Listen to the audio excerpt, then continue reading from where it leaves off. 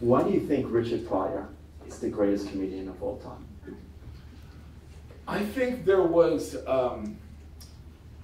you know, the thing about Richard Pryor that I think people forget is there was this vulnerability. Like if you looked at his life, it's, you know, forget about his upbringing or what happened in adulthood.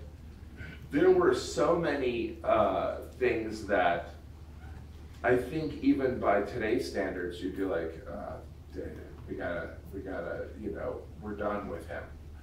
But he had a vulnerability and a humanity that I think people forget that, like, that's what people, like even Robin Williams, you know, like he was very funny, but there's like this humanity, and I think that that's an intangible of why people really fall in love with performers, is the humanity. And Richard Pryor is somebody who had been through such crisis, but had been able to make it into humor.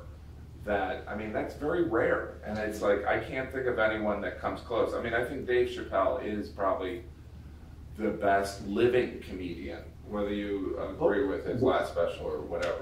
And the reason you think Dave is the greatest living is, I would say, it's just, it's effortless. Mm-hmm. It's, and there is something about,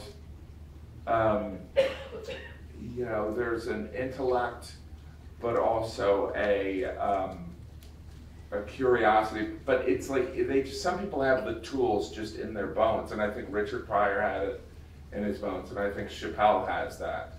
And I think Seinfeld, you know, he speaks in a cadence that is, you know, conducive to comedy.